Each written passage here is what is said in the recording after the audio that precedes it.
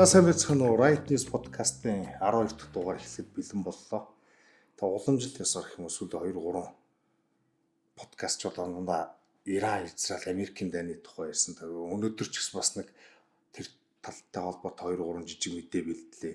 Тэгээ бусд нь бол дэвэн дэлхийн л сониачин байгаа. Бас энэ бензиний үн удахгүй Монгол төсгөөд байгаа сурагтай. Тэгээд ерөнхийдөө тэр талаар ч гэсэн те дэлхийд дахинд одоо юу болоод байгаа тухай бас нэг ярилж. За эхлэх үү. Тэгээ за энэ хамгийн ихний мэдээ нөө үсэн амьд мэддэхгүй байна гэдээс нөө Биньямин Нетаньяху шүү дээ. Тэр чинь харин гарч ирэхдээ нэлээд дэлхийн нийтэд дөргөөсөн гэх юм уу тийм мэдээлэл. Ялангуяа манай Чингис хааныг дурдж байгаад. Нөө энэ нь болохоор яг Уилл Дурант гээд түүхчийн одоо номноос ишилсэн л тийм л өгүүлбэр юм байлаа л дээ. Юу гэсэн бэ гэхээр за түүх нэг зүйлийг батлах юм болов шүү дээ. Тэр нь за харамсалтай ч гэсэн гэж байгаа. Есүс Христэд биш тий. Чингис хааныг дийлэх ямар ч тийм давуу тал боломж бол байхгүй. Хэрвээ чи ингээ хүчрэхэг өршөөлгүй байж чадхал юм бол ер нь бол шүү дээ тий. Муу мухай сайн сайхныг ингээ дийлдэг юм аа. Хангалттай хүчрэхэг, хангалттай өршөөлгүй байж чадсан бол гэж тий. Тэгэхээр одоо ч одоо ямар нэгэн ёс зүйн бариар баригдахгүй тэгэл зүгээр дайснаа дараадлаа юу ч гэсэн үг үстэй. Тий, ер нь бол тийм. Гэхдээ энийг ингээд Израилийг дэмжигчд юу гэж тайлбарлаж ийм вэхээр ер нь бол хоёр талаас нь тайлбарлаж байгаа заяа. Израилийг дэмждэг нөхдүүд болохоор хэрвээ одоо бид нар ингээд одоо evil axis of evil гэх нэг гурван хүнд улсыг тодорхойлсон байдаг шүү дээ. Иран, Хойд Солонгос, нэг нь Ирак ч байлоо тий. Энэ дайснуудаа бол угаасаа evil гэж угаасаа Израильчууд тодорхойлдог. Тэр муухай. Тий, абсолют муухай л гэсэн. Тийм учраас тэднийг давсан л ингээд хүчрэхэг те өршөөлгүй байж чадахгүй бол ер нь л Израильчууд сүрнэ, Израиль улс тогтохгүй гэдэг утгаар одоо манай Чингис хааны чи эдгээр одоо муу мухагийн жишээнд авч штэ. Тийм яг хоо энэ юу зүгээр яг хоо энэ хүмүүс л тэгж өмгөөлөд байгаа болохос шин. Нетаньяху бол зүгээр ихэд нэгдүгürt Есүс Христэд оромжлсон гэж амар хүзжээлээ. Одоо яагаад гэвэл бурхан гэж үздэг шүү дээ. Христийн шашнуудад ч одоо жишээлбэл Нетаньяхуг зарим дэмжээл одоо юу гэх юм Израиль байгуулагдах гэж бид нар өмнөх нэвтрүүлгээр ярьж л байсан те. Нетаньяху ч өөрийгөө бараг месаяч болох гэдэг юм уу гэж бид нар ярьсан шүү дээ. Тэгээ христийн шашнууд хоёр багтчлаа гэхэд гэтэл яг үндэ энэ одоо энэ 1948 онд байгуулагдсан Израиль за тэгээд энэ одоо хэрэгжүүлж байгаа сионистууд нь яг үндэ Есүс Христийг юу гэж үздэг вэ гэдэг нь Нетаньяхугийн энэ үгнээс гарч иж байгаа байхгүй. Тэр эдгэрт бол тэр одоо Жудео Христийн нэтэр гэл худлаа яриад байдаг. Ямар ч тэр христийн шашнуудыг ямар нэг тийм илэг нэгтэй ч гэдэм ойрхон гэж хардггүй гэдэг нь эндээс харагдаж байгаа байхгүй. Харин тэглээ. Тэгээд дээрэс нь энэ нөхөр одоо 1000 жилийн өмнө одоо 800 жилийн өмнө Чингис хаан биш үү? Тэр чинь цаг үеийнхээ л бүтээгдэхүүн. Ер нь хинч тийм л Чингис хаан шиг л байсан шүү дээ. Гол нь зөвхөн чадсан л Чингис хаан болохоос тийм биш үү? Тий? Одоо тоглоомын дүрмээрээ л явж байгаа юм байна. Тухайн цаг үеийнхээ тийм. Одоо энэ чинь 800 жил өнгөрнө. Эвэл биш шүү дээ. Одоо тий 800 жил өнгөрнө. Хүн чинь тухайн цаг мөчөөс одоо тий ёс суртахуун өөрчлөлтөө явж байгаа. Тухайн цаг үед чи хүчтэй нь хүчхүүгээ гэдэг л тийм ёс суртахуун байсан тий. Ухаатаар тэмгээж гэдэг юм уу тий. Орчин үед чинь бол одоо ингээс ангигээр бий болоод модернизм бий болоод одоо enlightenment гэдэг л ярьдаг шүү дээ. Ийм цаг үед ч одоо сайн муу сонгох ёс суртахуунтай ёс суртахуугийн тухай асуудал аль хэзээ тодорхой болчихсон шүү дээ. Нетаньяху бол бүр 800 жилийн өмнөх ёс суртахуунаар асуудал шийдэх гэдэг байгааг нэг илэрлээ. Одоо нэг тиймэрхүү ёс зүйтэй. Одоо тийм манай Чингис хаан чи ядчил тэр хот орсхтыг одоо шатааж хүн амьтныг нааж чадахтаа хүртэл ядчил тэр чи эхлээд та нар бууж өгөө тий. Үгүй юу гэдгийг нь одоо сонгуулж байгаа тэгж байгаа шүү. Юу дайрч байгаа шүү. Тэгээд ер нь бол ижлээд авчих юм бол нөгөө ижилсэн нөхдүүдээс өмнөх ноёдоос нь баг татвар авч мавдаг тий. Яг нь тэр ялагдсан улсуудын түүхч Чингис хааныг баг хүний мах иддэг байсан мэтэр битсэн байдаг юм лаа. Айгүй хотоосхтыг ингээд газартаа тэгшилсэн гэж Бухарыг тэгшилсэн гэдэг. Гэтэл одоо Бухар нь байж л байгаа шүү дээ. Зүгээр тэр бол хэтрүүлэг юм шиг байна. Масс хядлага үлддэг байсан тэр гэдэг хэтрүүлэг. Ер нь масс хядлага үлдэх болцооч байгаагүй. Total war гэж ярьдэн шүү дээ. Одоо бүр иргэдтэй, юутай хийтэй хүүхэд бүгдтэй нэгээд байлдаад бүрэн сүрүүлдэг. Тийм дайн одоо хийх технологийн болцоо Чингисийн үед байгаагүй. Тэгж mass destructionтэй масс хядлага болох болцоо байгаагүй. Зүгээр тэр Чингисийг тэгсэн гэж бурууддаг хүмүүс ч энэ ялгцсан улсын ч гэдэм хожмын түүхчид Чингисийг магчин аратан муу муухай байсан гэтэл дүрсэлсэн. Нөгөө талаас Чингис хаан бол яг зарим нэгэн тийм хядлага өдр хийсэн л баг. Гэхдээ тэрнийг айлхыг таагдаг болгож ингэж бусдад одоо ингэж тарааж агаад хот балагдчих одоо жишээлбэл юу гэх юм хотын дай хийж байгаа чинь нүдгэж гадна яваад чинь тэдний хурдан буулгаж авах арга болж тийм PR маягтай тийм цуу тараад байсан юм шиг ба. Тэгэхээс биш яг ингээд тэдэн сая хүн арсан гэдэг тийм бүрэн дүүрэн тийм нэгдсэн түүхчдийн одоо тийм консенсус төрсэн тийм тоо байх. Дээрээс нь тэгээд одоо энэ Монголын одоо аймаг отгоо аймагуудыг бодоод үзэлтэй овог аймагуд одоо ганц ингээд үндэстэн хятсан гэх юм бол тэр чинь татаарууд. Тэр чинь бол аргагүй шүү дээ. Төрсөн эцгийг нь алангуудаа өөрийг нь хамгийн заналтайсан болоо явж байгаа. Гэхдээ хятагтаа хүртэл тэр чинь тэрний яг тэрний дуунаас доошоо тэр чинь личрлийн утгаар шууд ойлгож болох хэсэг нь бас эргэлж гэхдээ ер нь утга зохиолын хэллэгээр бичиж явсан байгаа сте. Зүгээр ер нь ирчүүдийн ч гэдэм үү цэргийн насны ч гэдэм үү голлох одоо юу гэдэг цэрэг айрмын л устгасан л гэсэн утгыг хэлж байгаа шүү дээ. Ер нь бол хүүхдүүд эмэгтэйчүүдийг үлдээж гин гэсэн л үг шүү дээ. Тийм биз дээ. Ядаж хятагтаа хүртэл тэрнээс энэ нөгөө барууны ч юм уу ялагдсан улсуудын түүхчтэй энэ ойрох дорнодын ч юм уу тэд нар чинь бол хүн амьтан хүүхэд хамаагүй хийсэн энэ төр гэж яваад байдаг.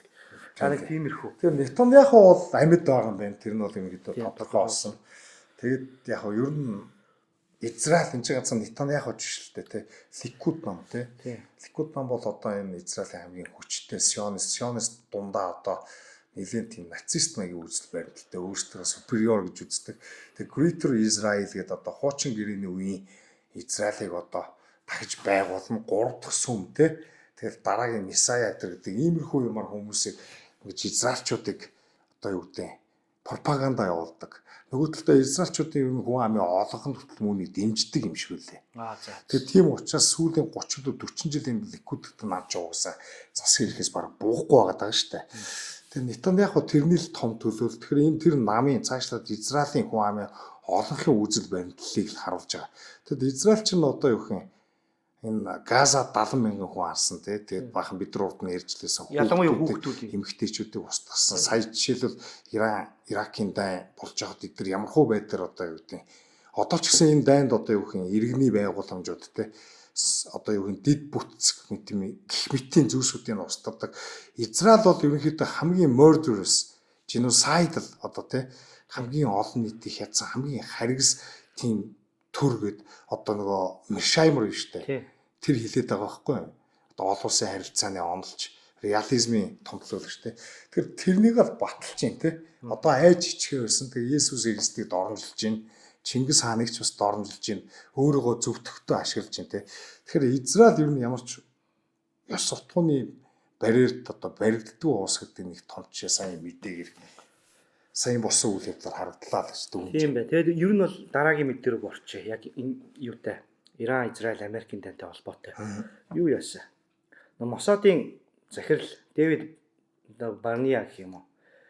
Энэ хүн болохоор ингэсэн гэж байна. Ерөөсөө дайн дөнгөж эхлэхэд нөгөө кабинеттай засгийн газрын кабинеттай ингээд мэдээлэл өргүүлсэн гинэ. Ер нь prediction таамаглал ер нь яах вэ гэдэг. Тэгээд хэд хэдэн 3-4 хүн тийм таамаглал өгсөн юм байна. Хизээ дуусгах вэ? Хизээ бид нар израильчууд энэ дайнд ялах вэ? Тэгээ хамгийн боломжтой хувилбар нь 1 жил гэсэн.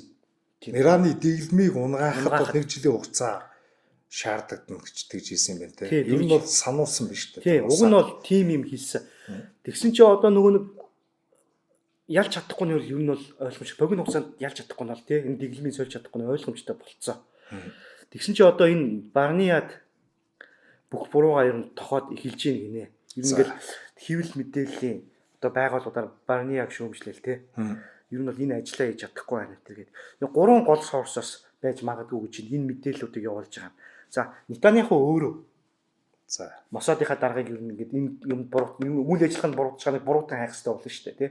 Тэгээ улс төрийн тоглоомын дүрмийг ч одоо number 1 тий.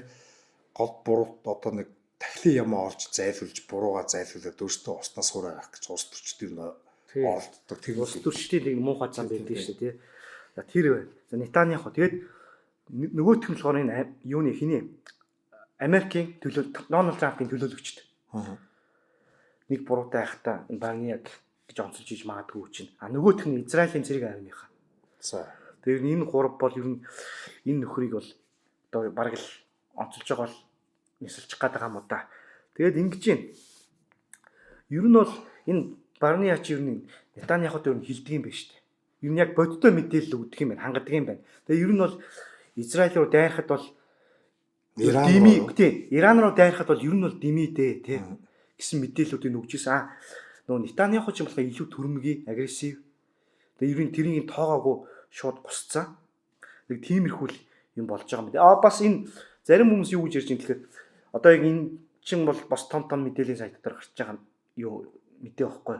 Барня өөрөө бас арьсаа хамгаалах гэж, өөрийгөө хамгаалах гэж бас яг энэ мэдээг гаргаж ярьсныг ярьж байгаа гаргаж ийн гэж шүү одоо. Тэг яг тэгээд одоо угаасаа буруутан хайж олох шаардлага гарсан баг. Трамп ч гэсэн одоо улс төрийн хувьд ч гэсэн асар асуудалд орж байгаа шиг байна. Мэдээж одоо Нетаньяху ч нутагтаа авилгын хэрэгт орсон байгаа шүү дээ. Тэгээ одоо Израилийн ерөнхийлөгч Герцог Исаак Герцог лөө тий. Тэрний чинь Трамп загнасан шүү дээ. Одоо энэ Нетаньяху чинь зөвхөн тий бодох асуудал нь бол Ирантай холбоотой дайны асуудал. Юу авилга битэн ийм шулмын хаан явуулаад байгаа гэж Трамп Израилийн ерөнхийлөгчийг загнасан байхгүй юу. Тэгээд Нетаньяхугийн авилгын асуудал эдрийг дарагдахын тулд дайн ихлүүлсэн гэсэн тийм шуумч явж исэн. Тэгээ ер нь бол Мосадын мэдээлэлд үндэслээгүйгээр дураараа дайн үүсгэсэн гэдэг нь одоо батлагдаж шүү дээ. Харин тийм ер нь Мосадынхаа дарагтай шууд асуудалтай байна. Тийм ер нь Америкийн ч гэсэн тэр Daniel Kane гэдэг одоо гэдэг зэвсэгтөрчнийхэн жанжин штабын дарга нь одоо энэ Хигсэд эдэртэй цуг хэвлийн урал хэрэгжсэн шүү дээ. Тэгтээ хэлжсэн шүү дээ. Гэхдээ бид нар бол ерөөдөө сумны нөөц өдр багтаа гэдэг бид нар урд нь ярьсантай урдны подкастаар ярьжсэн. Тэгэхээр энэ чинь ийм мэрэгжлүүдийн зөвшөөрлөөр Трамп Нетаньяху хоёр дурм мэдэн одоо юу гэдэг дайн ихлүүлсэн гэдэг нь тодорхой орж байна. Тэгээ одоо улс төрийн хувьд ялагдаад ирнэ хариуцлагын асуудал мэдээж яригдчих л дараа энэ том асуудал. Тэгэхээр тэнд нэг хүнийг одоо юу гэдэг буруутгаж зайлуулах шаардлага гарч ирнэ. Тэр нь харин ч яг үнэндээ буруутан биш дайн ихлүүлж чадахгүй гэдгийг анхааруулсан хүн байж болж тарж байгаа байхгүй. Тэгэхээр яг энэ сонгодог улс төрийн новшин юм яваад байна. Харин тэр улс төрчдийн заваа юм байгаа гэдэг тий. Тий. Заваач явахтай одоо тэгэл ийм. Гэхдээ ер нь бол заваа хувийн хувь штэ. За. За тэгээд юу яасан? Энтэй холбоотой Трамп ер нь бол Нетаньяхуд санаалаа өгсөн гинэ. Ер нь бол Трампыг Нетаньяхугаас айдаг гэж ярьдаг штэ. Энэ халаасанд нь байдаг гэд. Тэгсэн чи одоо нөхөр болохоор бас жоохон тийм эсэргүүцэл үзүүлж эхэлж байна гинэ. Нөө ялагдаад ирэнгүүтээ одоо бүр хуцдах гад Ираны ард иргэдийг ингээд нөгөө өдөө турхираад гудамжинд жагсаал тэмцэл өрнүүлээ энэ төр гэсэн. Яг Нетаньяху нэг ийм мэтгэл гаргасан юм уу? Сая дай явж байхдаа бас урд нь анх Трамп ч гэсэн тийм ярьлээсэн.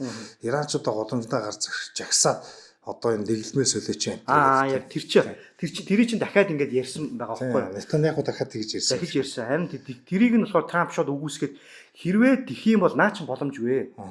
Хэрвээ тэх гэж оролдох юм бол наад Ираны чинь дэглэм, Ираны чинь засах нь тэр хүн ардыгаа өстой зөвлөх шиг тэгшлэн гэсэн үг. Тийм, газартаа тэгшлэн гэдэг. Яг тэгж ярьсан байгаа. Тэгээд ер нь бол тэр нь худлаа болж ах шиг байна. Ер нь Ираны дэглэм монохгүй юм шиг. Гэхдээ ер нь одоо ер нь Америк бол юу гэдэг шууд бус байдлаар тойроо байдлаар хэрцлэх гэж ордоод байна гэдэг байгаа шүү дээ. Тийм, ер нь гал зогсооч. Ер нь хэд хэдэн удаа одоо сая Трамп ч сая хоног 5 хоног галаа зогсоо юм өгсөө гэсэн одоо нэг өөрөөр нь шүтгэл сошиал гэдэг шүү дээ. Тэр тийм мэдээлэл гаргаад манай эдрээ өрт Трампыг доромжлоо подкаст нэг мэдээгээ бэлтгэсэн л хэлээ. Эдэр болоод Трамп ерөнхийдөө одоо утга учиргүй ер нь паникнд орцсон одоо уснаас хуурай яаж гарах вэ гэсэн байдалтай болсон байгаа нь бол хинт ч ойлгомжтой болчиход байгаа шүү. Тийм өчигдөр бас олон нийт нэг мэдээлэл гаргасан. Одоо юу гэх юм үг хэлсэн Трамп. Тэрэндээ Ирантай холбоотойгоор юу гэж хэлсэн бэ гэхээр за бид нар бол Ирантай ингээд юу хилцэж байгаа асуудал ингээд тохирох гэж оролдож байгаа. Тэд нар ч гэсэн юу энэ хилцээрийг эхлүүлэх гэж те хилцээр хийх гэж маш ихээр хүсэж байгаа. Зүгээр л тэрийг ингээд олон нийт хэлэхээс PR болохоос айж байгаа тэр Ираныг тэгж тэр ч үнэн л байх л та үнэн. Ер нь хинч зогсолтгүй дайтах байхыг хүсэхгүй те. Гэтэ зүгээр яг Аббас Арачи гэдэг нөгөө гадаад иргэн сайд нь штэ.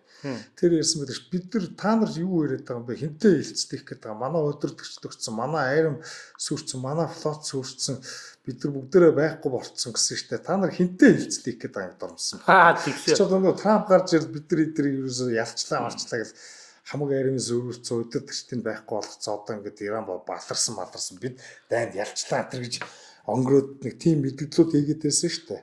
Тэрнийг л моглож авахгүй. Тэрнийг л доромжилж чинь тэгээд ингэсэн байна. Тэгээд бас юу нөө JD Vance биш шүү дээ. Хэлэгч.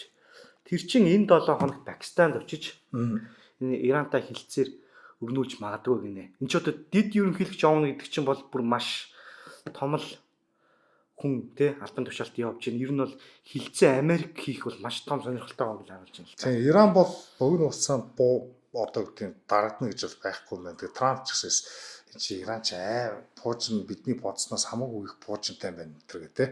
Тэгээд технологи гэдэг сая л мэдгэж. Сая энэ даймаар ч одоо хідэн hypersonic, supersonic огт мэддэгддгүй элдэн янзын буужингууд хүртэл гаргасан шүү дээ. Тэгээ Израиль Тель-Авивийн хохирлол бүр найгаа алдсан юм билээ. Тэгээ Димона антер гэдэг бүр нөгөө цөмийн байгууламж шүү дээ, тий. Тэр цөмийн байгууламжинд байдаг тийм таун байт юм лээ Израилийн. Тэрэнд нүртэл цогцолт өгсөн юм билээ. Тэгэхээр юу н Иран одоо юу гэдэг булан шахагдах юм болно шүү дээ. Израилийг бол бараг л ер нь бас л хамтдаа өхнө гэдэг шиг юм болох юм билээ ер нь бол тийм.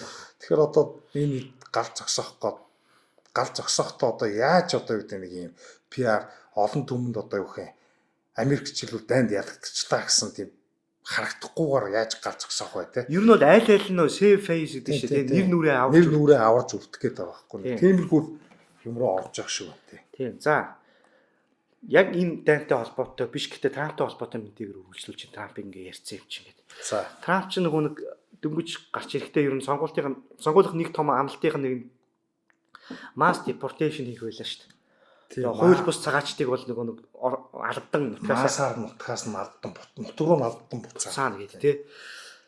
Тэгэж ярьсан. Тэгээд ер нь бол хэрэгжүүлээд уг нь эхэлсэн тий. Нөгөө IC ажилт нөгөө цагаачлалын албаныхаа юм бол нөхдүүдтэй хатуугаараа харьцаад ирсэн чинь зүүнтнүүд либералууд нь нөгөө хууль бус цагаачтайгаа хамт байна гэдгээ ингээд солидарити нэг харуулсан шүү дээ тий. Тэгээ баахан хүн хүч мөхөөл тий. 2 3 хүн мөхөөл тэр мэдээ болж тавхиал. Тэгсэн чи одоо болохоор ингэж юм гинэ Трамп ч нөгөө хамгийн ойрын хүрээлэлтэй.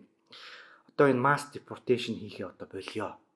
Зөвхөн тэр нөгөө нэг гинт хэрэгтнүүдтэй тий. Яг хууль бус цагаачд бол юусоо хил даваал уг нь бол гинт хэрэгтэн болж байгаа шүү дээ тий. Гэхдээ тэднийг нь одоо өршөө ядчил. Яг гинт хэрэгт бүр нэг ноцтой гинт хэрэгт холбогдсон нөхдүүдийг л гаргая. Энэ mass deportation гэдэг одоо нэршил биш тий. Үнийгээ одоо ингэж болио. Одоо энд чинь сонгогчд бол ер нь дургуун байна. Энэ mass deportation гэдэг зүйл чинь тий. Массаар нь алдан гаргана гэдэг зүйл чи одоо ер нь их одоо хитрхи хол явчлаа гэж байгаа байхгүй. Энэ ч одоо бид нар ярьдаг шүү дээ. Одоо сонгуулийн бүх амлалтыг буцаж чинь гэсэн үг. Нөгөө өөрт нь санал өгсөн хүмүүсийнхээ саналыг огоороод өөрийг нь эсэргүүцдэг хүмүүсийн саналыг авах гад тэгээд ингэ буруутж байгаа тийм л тактик руу Трамп орж байгаа. Тэрэндээ ч биш ах уу. Ер нь энэ Америкчийг ерөнхийлөгч юм мэддэм үү? Одоо лоббич гарин дээр ер нь мэддэм үү? Одоо тэгээд энэ чинь ер нь демократ нам, Republican нам хоёр чи өөр нам юм шиг харагдаад байдаг боловч цаана одоо улс төр эдийн засаг бизнесийн хүчтэй тийм лоббинд аль аль нь орчихсон аль аль намд нь тэдгээр том лоббины төлөөллүүд нь байж идэг. Тэгэхээр тэдгээр хүмүүс ч өөрсдөө энэ гүйцэтгэх эрх мэдэл идрээ баг томилдог шахав те одоо сонгуулийнхын компанид ажлын мөнгийг босгодог өгдөг. Тэгээд одоо кабинет бүрдүүлэхэд одоо жишээлбэл Трампын кабинетэд байгаа Хигсэд ч гэдэг юм уу.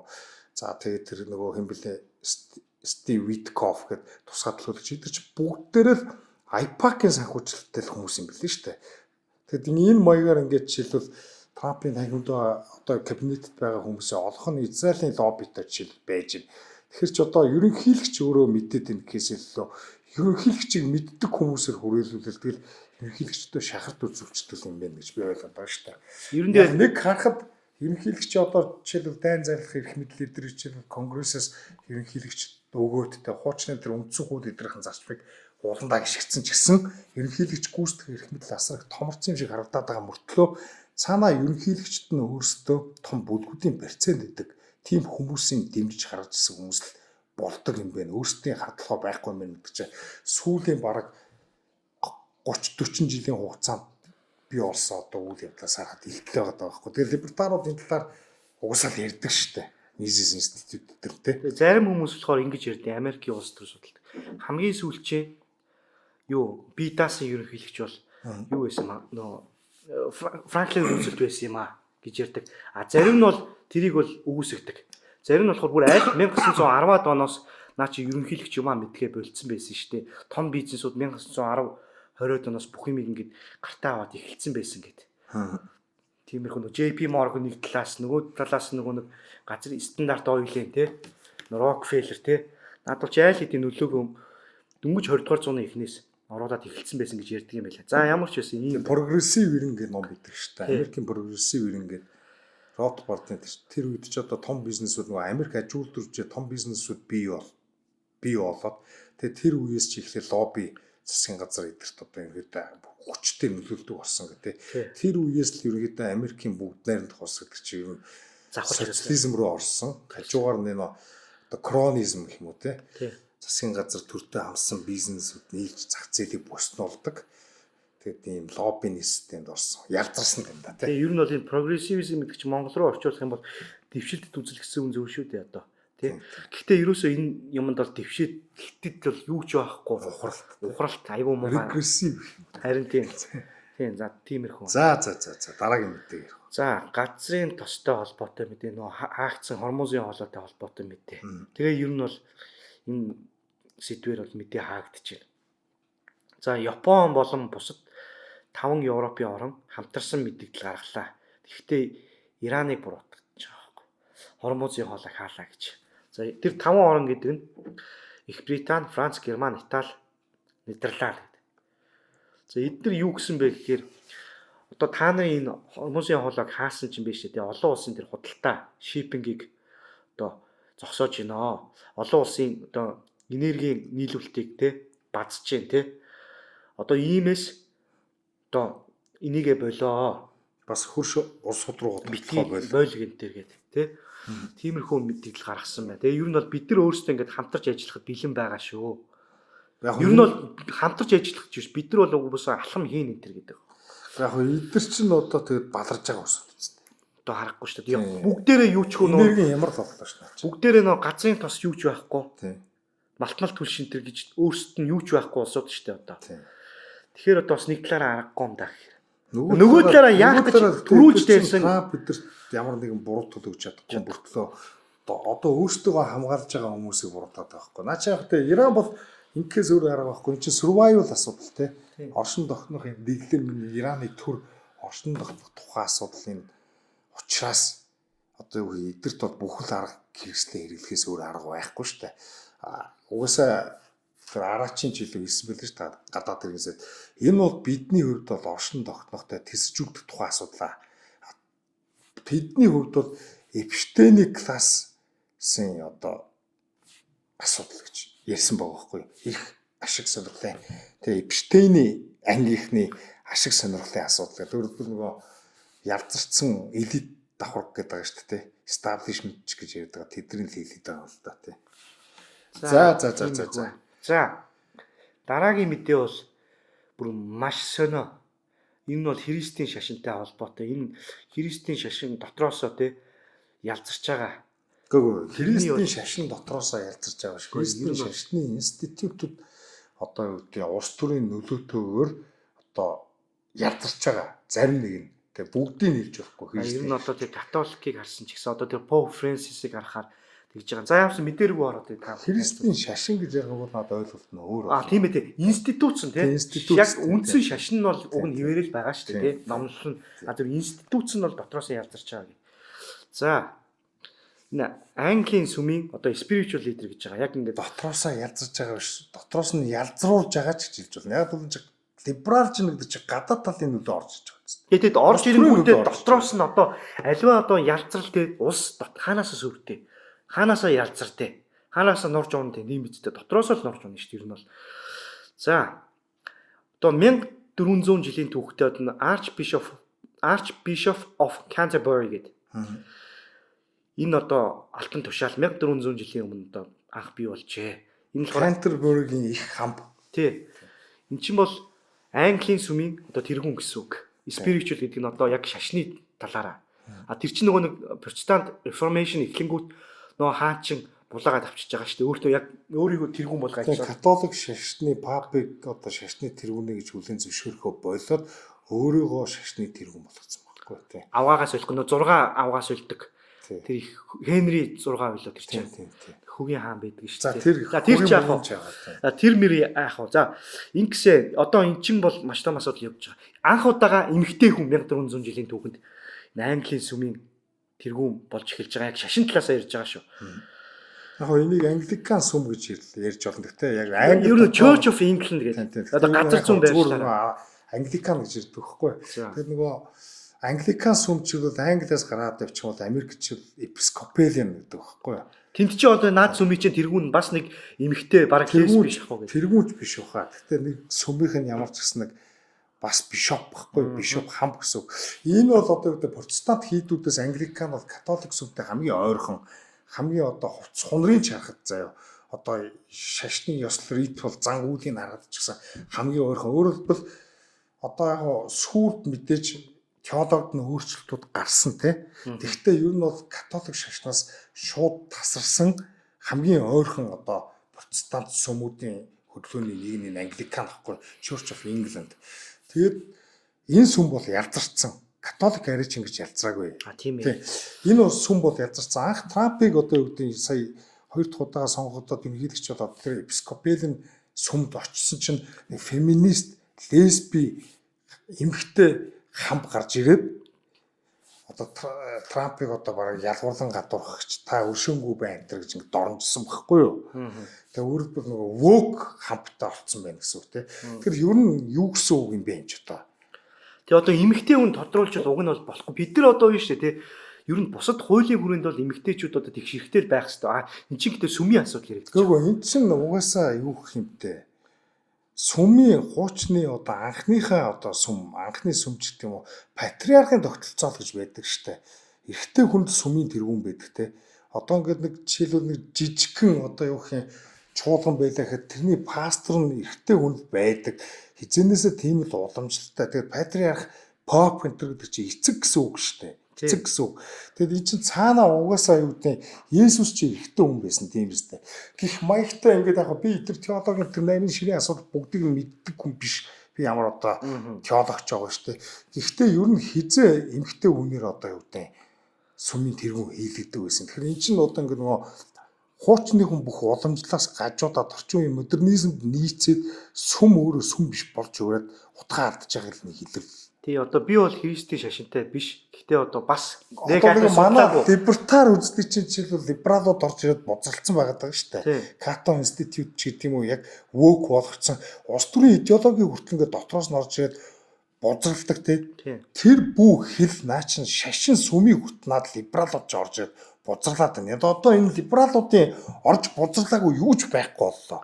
Тэрний хамгийн одоо экстрем хэлбэр нь одоо энэ англикан сүм байгаа байхгүй. Тэгэхээр англикан сүм чинь 2022 онд одоо энэ Чарльзыг анх хаан болж байхад бурхныг эцэг гэж ярьдаг шүү дээ. Ер нь бид нар бурхныг эцэг гэж ярьдаг. Эцэг Есүсийн хүү тийм үү? Есүс ч өөрөө миний эцэг гэж ярьдаг юм байна шүү дээ. Эцэг хүү ариун сүнс гэж ярьдаг бурхныг те яг эмэгтэй хүн гэдэг чинь те хамгийн их бурхан хүнийг өөрийнх нь дүр төрхөөр бүтээсэн Адам их те Эваг Адамын хавирганаас авч бүтээдэг. Тэгэхээр эрэгтэй хүн бол бурхны дүр төрхөөр мэдээж эмэгтэй хүн ч гэсэн бурхны дүр төрхөөр мөн яагаад бол Адамаас авч бүтээсэн. Гэхдээ эрэгтэй хүн нь юу гэх юм патриарх одоо энэ функцийн хувьд удирдах юм уу лид хийх чадамж нь эрэгтэй хүнийх гэж христийн шашнууд ер нь хуучин бүхэл цагууд аль шашин тэгж л үздэг байсан. Буддизм хүртэл заяа Маха Прajapati гэд буддагийн одоо өргөж авсан ээж юм одоо юу гэх юм ээж одоо Майя хатан гэдгийн хүүштэй буддаа чинь тэрний дүү Маха Прajapati гэдэг байхгүй.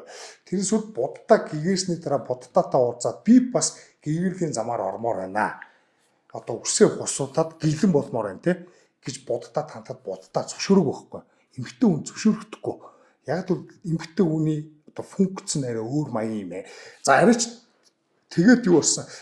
Буддагийн шавнырн цаатар чи ятгтай Маха Прajapati-г гомдож яваад бөө юм болоод тэгээ буддагийн шавнаргүй яах вэ эмэгтэй хүн тохирсон байдлаар та зарим нэг тодорхой сургаалуудад нэг сахилуудыг ч гэдэг юм уу тогтоод тэгээ зөвшөөрч эхэлтөө гээд тэгээ буддаа нэг тодорхой хэдэн сахилч билүү. За эмэгтэйчүүд та нар лам болж болно те одоо буддист гэлэн болж байгаа. Гэхдээ энэ хитэн сахилуудыг хийжиж зөрчиж болохгүй шүү гэсэн юм шаардлага тавиад тэгээд тусдаа юм сахил бий болох зөвшөөрлийг олгодог байхгүй юу. Одоо нэг юм юу гэх юм сайнга гэж ярьдаа хувргийн чуулган ч гэх юм уу буддист болохоор. Тэгэхээр буддын шашинд ч гэсэн эмгтэн үнийг одоо үгтэй сүмийн тэргүүн ч гэдэг юм уу байхыг бол хориулдаг. Одоо та нар ингээ харах юм бол дийлэх буддист улсуудад хандмаа ч юм уу гэлмаа эдэр бол маш цөөн хувийг эзэлдэг. Ихэнх буддын ланарч ихтэй хүмүүс байдаг. Тэрний мэднэ тэг хүмүүс. Тэг тэрнтэй адилхан. За бас исламын шашныг бол бүр ойлгомжтой тий. Исламын шашин ч баг эмгтэн үнч баг бид нар арай тийм байна гэж хэлээгүй.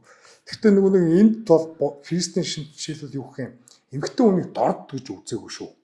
Одоо юу гэдэг хамгийн анхны христийн чуулганууд гэх юм уу Ромд байсан те нөгөө нэг энд бол эмгтээчүүдийн анх шашны хэрэгт оролцуулсан эмгтээ гэлэн маттай эмгтээ одоо юу гэдэг тусдаа одоо сүм байхыг зөвшөөрдөг те одоо сүм гэх юм уу одоо яг шашны хэлээр нэр хамбардаг ч одоо гэлэн маа нарын байдаг нэг тийм институт зөхгүй тэнд нь зөвхөн эмгтээчүүд байдаг тийм эмгтээчүүд байдаг тэгээд тэр эмгтээ одоо юу гэдэг систергээ тоорондоо бас нэг тийм ахлагчтай тийм ийм юм бол байхыг зөвшөөрдөг харин сүмийн тэргүүн гэх юм уу нийт институтээр нэг юм бол бүгдийнх нь тэргүүн нь ихтэй хүн байх хэрэгтэй ийм л байсан энийг л өөрчилж байгаа гэсэн үг тийм. За би энэ Малали гэдэг Сара Малали гэдэг энэ болсон хүний одоо намтрыг нэг та бүхэнд нэг ярьж өгье. Энэ хүн бол эхэндээ юу байсан юм бэ? Совилогч байсан юм байна. Тэгээ совилогч байж байгаад 1998 оноос 2001 оны хооронд одоогийн нэршил нь болохоор Гиги Агустины шашин судлалын коллеж гэдэг. Энэ коллежид одоо суралцж төгсөөд тэгээ хажуугаар бас нэг өөр теологийн коллежид суралцж төгсөөд ингээд юу авсан юм байна? Урдэн авсан юм байна. Тэгээд энэ совилогч огтоос од байсан совилогч. Хөдөлмөрийн намаас одоо шагнал мангал хөдөлмөрийн намын одоо улс төрийн бас юу вэ штэ тий. Татлаатлик гэх юм уу тий татаастай. Одоо эмэгтэйчүүд болгодог дэм гэж шагнал. Одоо найтхуд гэж байдаг штэ. Тэр чи одоо хүлэг баатар болгож байна. Эмэгтэй хүнийг бас хүлэг болохгүй штэ тий. Тэрнтэй яг эмэгтэй хүнд нь найтхуд болгож байгаа хгүй одоо зориулаад гэх юм уу. Тэр дэм гэдэг шагналыг бас авч ийсэн. Эмэгтэй хүнд болгох байтугай трансгендерт болгох гэдсэн штэ олж ийсэн штэ. Юуг энэ Чарльз чинь. Дэм юу найтхудыг ингээд бүрэн дөрөн сэлэн тавьчихсан. За ямар ч гэсэн энэ Сара Малали бол юу яасан юм бэ? Дэм гэдэг шагналаа авч ирсэн. Тэр үед арайч тэгж яах тэр өөгч өгөө. Тэгээд ингэж нөгөө юугаар явсаар агаад бюрократ бүтцээр явсаар байгаад тэгээд сүмийн хамгийн дээр толгой дээр нь гараад ирлээ. За одоо үзэл бод баримтлал нь бол ойлгомжтой, woke, liberal. За абортын тал дээр бол за нөхөр өөрийнхөө хувь дээрээ бол ярьж байгаа. За би бол өөрөө ер нь бол энэ аборт хийлгэхгүй байсан. Ер нь өөрийнхөө хувьд бол абортыг эсэргүүцдэг. Бусад хүмүүсийн аборт хийх эрхийг бол гэхдээ одоо дэмждэг, хүлээн зөвшөөрнө гэдэг. Тэгж байгаа. Эн чинь бол ер нь байж болохгүй. Христийн шашинт ч одоо хүн гэдэг чинь бол бурхны өөрийнх нь бүтээл тийм учраас одоо алж болохгүй, аборт хийлгэж болохгүй. Тэгээ өөрөө амиа хорлож болохгүй гэж ярьдаг үстэй. Тэгээ яг энэ христийн теологи, христийн онол номлоос зөрчсөн гүрэл христиан хүн биш л юм л да. Тийм. Тэгээд бас энэ ижил хүүсний гэрэлтэн дээр бас яригдж байгаа. Одоо арайч ижил хүүсний гэрэлтийг энэ сүм дотор ингээд ажиллах батлахыг бол дэмжихгүй байгаа, зөвшөөрөхгүй байгаа. Гэхдээ ижил хүүсний одоо гэрэлтээ ижил хүүсэнд бүртгүүлчих юм бол хуулиар бүртгүүлчих юм бол дараа нь нөгөө юу арга хэмжээнүүд одоо билээсэн гэдэг ажиллах ийм зүйлс юм байна. Энэ чинь санаартай юм уу? Ус төрч юм уу? Гэхдээ харин би хэлээд тийм наа чи нөгөө совилогч явахдаа хамгийн нөгөө бас дээд шагналыг нь аваа явсан. Наа чи юм ч биш совилогчаараа ингэж явсан. Тэгээд хөдөлмөрийн намын нөгөө Тони Блэр интервью шүү дээ. Тэрний үед ингээд томроод явцсан. Тийм совилогчийн намынхны дэмжлэгтэй л хүн юм байна тий. Улс төр шашин руу ороод боцолж байгаа гэх нэг хэлбэр. Хуучин шашин улс төр рүү орж боцорлаа гэж ярьдаг байсан. Одоо улс төр өөрөө шашныг боцолж чинь тий. Тийм, ер нь тийм юм байлээ. За одоо энэ Сара Малали гэдэг энэ хүнийг одоо болио да одоо. Ер нь бол тэр Англи Church of England бол бүр ингээд ялзарлал нь бол мэдэгдэж байгаа нь бол одоо энийг одоо христийн сүмд тооцох бараг боломжгүй байна. Тэгээ католикууд юу яаж ийн гэж байна? Реакц үзүүлж байна. Ер нь бол сонгогдоод сая ёслолын арга хэмжээнд болсон. Дөнгөж өглөө байна уу да. Өнөөдөр өглөө. Болсон тэрэн дээр ханхуу Уильям өөрийн эхнэр Күнж тийм Кейттэй ирж энэ ёслолын арга хэмжээнд оролцсон. Тэгээд тэр хоёр бол ер нь бол өөрөөсөө woke гэдгийг нь харуулчлаа шүү дээ. Бас нэг зүйл том зүйл болсон нь нөө Африк гаралтай нөхдүүд ирж энэ ёсолд оролцохдоо өөрөөсөө тэр үндэсний уламжлалт бүжгээ хийж байгаа байхгүй. Энэ чинь наач нь ханхүү Уильям их нэртэйгээ ярьж байгаа Church of England чи яг тэр улс төрийн тэргүүн Английн хаан байхгүй. Тэгэхээр Английн хаан чинь өөрөө чарльгүй тэр хүүн ирж байгаа гэдэг чинь хааны одоо институт чинь энийг дэмжиж гин гэсэн байр суурийг илэрхийлж. Угаасаа дэмжиж л болгож байгаа. Ер нь тийм албан ёсны байр суурь нь ингээд одоо харагдаж штэ. Тэгэхээр Английн хаан өөрөө вөөгчсөн вөөх хүн штэ. Наач дэлхийн эдийн засгийн форумын гишүүн өнтер те. Өөрөө исламын шашныг ингэж дэмжижтэй залуудаа ингээд мэдээлэл энэ хийж ийсэн. Чарльзын нөлөө бас их байгаа юм байна гэж би хувьдаа дүгнэх. Тэгээ би бас нэг зүйл мартчихжээ. Энэ diversity энтергээ ярьдэн штэ те. DEI гэдэг. Одоо энэ мультикультурализмтэй холбоотой тий олон соёл зэрэгцээ оршиж болно энэ төр гэ тий тэрэн дээр энэ Сара Малалич бас их дэмждэг тийм хүн байгаа. Тэгэхээр эн чинь зүгээр woke liberal хүн юм байна л да. Тийм ч учраас ер нь энэ одоо цаг үеэд байгаа гэх юм уу тий яг энэ сүмийн тэргуунд толгойд ярих Canterbury-ийн их хамт тий ийм юм болж байна. За Church of England дууссан. За дараагийн мэдээ Английн бас нэг бол өв уламжлал үгүй боллоо. 700 жилийн түүхтэй парламент засны хамгийн одоо юу гэдэг те уламжлалт лордуудын танхим үе залхамжлах ихээр явдаг байсан болж байгаа шүү. Ер нь бол 99 онд тэр хуулиар болцсон. Одоо нэг яг хөдөлмөрийн намын үед ч юм бол болцсон байсан. Бүр тэрийгээ бол бүр ингээд яг nail in the coffin гэдэг шүү дээ те. Бүр ингээд дуусгаж байна. Одоо яг өв залхамжилж одоо лордуудын танхим чинь өв залхамжилдаг. Одоо аав нь өгөх юм бол тэрийг нь хүүн өв залхамжилж суудаг. Ийм уламжлалтай 700 жилийн түүхтэй байсан. Тэрийг нь 1999 онд нөхдүүд бол хөдөлмөрийн намынхан санаачлаад ер нь болиулж ирсэн. Одоо бол яг 92 тийм одоо өв залхамжилж ирсэн тийм пигрүүд те лордууд байсан байна. Одоо байгаа юм байна.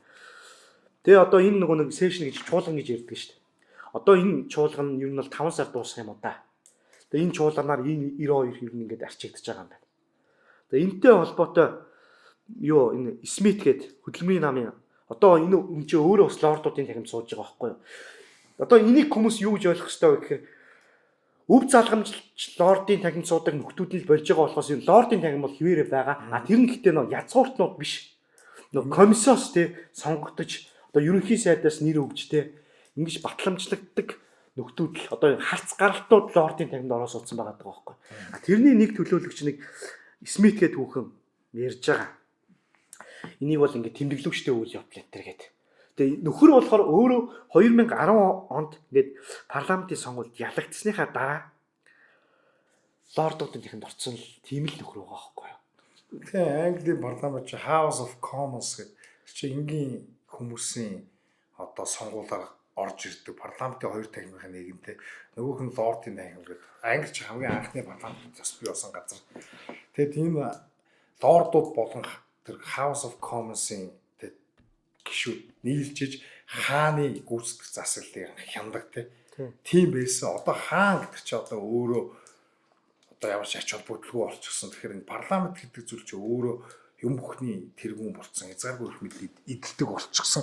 Тийм учраас одоо хуучин цаг үеийн тэр парламент тогтолцох юм уу гүйцэтгэх зөв одоо засгийг хяндаг гэсэн парламент тогтолцооч одоо аль хэзээ байхгүй болчихсон. Одоо парламент өөрөө хамгийн их мэдлэгтэй бүтцэлцсон. Тэгээ парламент өөрөө засгийн газраа байгуулна, засгийн газраа огцруулах бүх асуудлыг шийдэн. Тэгээ парламентээс одоо юу гэх юм засгийн газар одоо тодорхой нэг төсөв бариад ороод ирлээ гэхэд парламент тэрнийг 5 нэхээсээ илүү л нэмэгдүүлдэг л ийм парламентын хяналт гэдэг ойлголт сонгодог тэр ойлголт бол байхгүй болчихсон. Тэгээ одоо Англид ч гэсэн одоо тэр лордуудын танхим нь үгүй орж ирэх хэрэг ч одоо хуучны бүх тэр уламжлалууд нь байхгүй болчихсон. Лордуудын танхим бол яг нэршлэрээ бол үгүй болоогүй. Тэр нэршгүй. Гэхдээ лорд нь байхгүй. Лорд нь байхгүй болчих. Тэгэхээр наад чуудахгүй лорд гэдэг нэрнж байхгүй болно. Сүүлдээ тэгэл утгаа алдаад хаа манж байхгүй болно. Наа чи ер нь эгалитар социалист арга одоо юу гэдэг замаар яваад байгааг л нэг юм эцсийн нэг юм экстрим рүү явж байгаа нь юу юм гэхээр бүгдийг л тэгшдэг гэсэн тийм юм руу явж байгааг л нэг илэрхийлж. Тийм. Би түрүүн хэлсэн нөө энэ Смит гэдэг хүүхэн гэж. Энэ чинь өөрөө лордуудын танхимын одоо лидер. Тийм. Тэгээ лорд гэдэг нэрийг ч бодохгүй одоо тийм тайтл одоо юу хэрэг мямч гэсэн өгдөг болохоо болгол байлгүй дээ. Тэгээ энэ тэгш байдлын одоо гэдэг философт нийцэхгүй шүү дээ. Тийм. Энэ энэтэй холбоотой яг кабинет одоо юу гэх их Британий засгийн газрын кабинет нь өөрсдөө ингэ мэдээлэл гаргаж байгаа байхгүй аль бие усны Twitter хаягаараа X хаягаараа. Энэ бол одоо энэ манай цаг үеийн парламентын түүхэнд манай үеийн түүхэнд хамгийн том одоо реформ шинжилгээ болж байна. Өнөө өглөө 700 жилийн түүхтээ лордуудын танхимын өв залгамжилдаг энэ гишүүнчлэл нь үгүй болж байна. Одоо меритээр явна гэж байгаа. Одоо гавьяагаараа одоо үүнээс хойш. Гэтэ одоо ч наач энэ чинь гавьяа холбогдсон ч юм байхгүй болсон л дөө. Одоо ямар хуучнах шиг болцсон биз дээ. Хуучных шиг тогтолцоо байгаа биш. Холбогдсон ч байхгүй болцсон дээ. Тэгсэн. За дараагийн мэдээ нь Англитай холбоотой нэгэн шашин ярьсных гэсэн. Энэ дугаар чи их шашинтай холбоотой дугаар болж байна. Ер нь шашин ч байх вэ? Энэ Английн одоо энэ соёл ер нь бол ингээд замхарч устж үгүй болж байгааг яг 1-7 хоногт айгүй том мэдээнүүд гарч ирлээ л дээ. Ингэсэн гэж байна. Одоо н Английн Линкольн гэдэг тэр хавийн одоо нэг сургуулийн хүүхдүүдэд сургууль дээр нь юу яасан байна? Шашны хичээл орохдоо энэ шашны хичээл нь болохоор бага ангийнхан болохоор албадан одоо заавал үзэх ёстой хичээлүүд гэж орж ирдэг юм байна. Тэр нь хуучин одоо хөөстэй христийн шашныг заадаг байсан. Ойлголт. Тэгээ эцэг эхчүүд болохоор яг тодорхой хичээл дээр зөвшөөрөл өгж орохгүй нь шийтгэл юм байна л та. Гэтэ ямар ч сан заавал суралцах ёстой хичээлийн хөтөлбөрт ингэж багтаж явд юм байна. Тэрэн дээр юу болсон бэ гэхээр охин орондоо орж унтахдаа аавдаа юу гэж хэлсэн бэ? Өнөөдөр юу хийсэн гэдээ асуусан чинь өнөөдөр бид нэг аллахт мөргсөн гэж. Яг ингээд видео бичлэг үзэж байгаад аллах нэг муслимуучин яаж мөргдөг вэ гэхээр энэ гуц шиг юм тавьж байгаа тий. Өвдгөлж байгаа тий. Өвдгөлж байгаад нэг гар хөлөө урдаа тавьж байгаад бүхийгөө тэгж нэг залбирдаг шүү дээ. Тэгэж залбирсан гэхээр исламын шашны мөргөл хийцэн. Харин яг мөргөл хийлгэсэн. Тэгээ нөгөөх нь аав нь энэ асуудлыг босгож ирээд уурлаа шүү дээ юм биз дээ. Тэгээ цагдаагийн газар тэр сургуулийг ингээд шалхуулаад өгсөн чинь нөгөө сургуулийн албан тушаалтнууд нь ингээд мэдээлэл гаргаж ийн гинэ. Yo Diocese of Lincoln гэдэг. Diocese. Тэгээ Diocese гэх юм уу те. За тэрийг бол за бид нар бол энэ хичээлийнхээ хөтөлбөрийн хүрээнд гээд муслимын одоо нэг мөргөх зан үйлтэй холбоотой адилхан байж болох тийм зан үйл хийлгэсэн гэдэг. Адилхан байж болох гэж байгаа шүү. Тийм хөдөлгөөн movement гэж байгаа англиараа. Эн чинь бол одоо тийм санаатай бол шүү. Энэ бол исламыг заавал ингэж исламын шашинд мөргүүлсэн тийм үү биш гэдэг өөрсдөө нэг арьсаа хамгаалсан тиймэрхүү мэдээлэл хийж байна. Одоо сургуулийн багш нар одоо хий чи институцаасаа эхлээд хүүхдийг нэг пропаганджуулна гэж юу гэсэн үү? Хамаг хүүхдээс л эхлэв шүү дээ. Тэр чи одоо өөрөө сайн мэдэхгүй тийм бичтэй. Юу масс боловсролын тогтолцооч угаасаа пропаганда шүү дээ. Тий. Тийм үстэй. Хуучин classical education гэдэг бол тэр чинь угаасаа боловсрол гэдэг чинь маш цөөн хүний чаддаг хүмүүсийнх нь л эзэмшдэг зүйлээ хүм бүхэн философор болохгүй хүм бүхнийг одоо боловсрох боломжгүй гэж одоо тэр сонгодог боловсролын философт нь үздэг гэсэн бохоггүй. Одоо бидний яваад байгаа масс боловсролын тогтолцооч прогрессив боловсролын тогтолцоо либерал социалист маягийн тий. Тэгээ энэ чинь болохоор хүм бүхнийг одоо мэдлэгтэй болгоно тэгжиж хүмүүсийн тэгш бус байдлын гол шалтгаан бол боловсролын ялгаа тий. Тийм учраас боловсролын ялгааг ярих тул одоо боловсролын тэгш бус байдлыг ярих бол хүн хоорондын ялгаатай байдал алдагдана. Тэгээ одоо нэг боломжийн тэгш гараа мараа гэдэг амир их яриа өрнөдөг шүү дээ. Тэр чинь боловсролыг яриад байгаа тийм. Гарааны тэгш байдал гэдэг тийм. Гарааны тэгш байдал гэдэг. Гэтэ яг үнэндээ бодит амьдрал дээр тийм масс боловсролоор боловсролтой болоод бүр тийм сүйдэлц хүмүүс баг байдгүй. Яг мэдээж тэр олон дунд мэдээж угаасаа чадaltaй часаатай хүмүүс байлгүй л яг. Гэхдээ зүгээр нийт одоо үүдээ сургуулийн сурагчдыг ч гэдэм юм ингээд англиад ингээд шалгалт аваад үзэхэд ер нь масс боловсролын тогтолцооч ер нь фейлдсэн асуудал гэдэг нь аль хэзээ ил болсон. Энийг өнөөдөр хинчлэх хүлээн зөвшөөрдөг болохоос шүү дээ юм байна. За. Тэглээ. За хадуурлаа.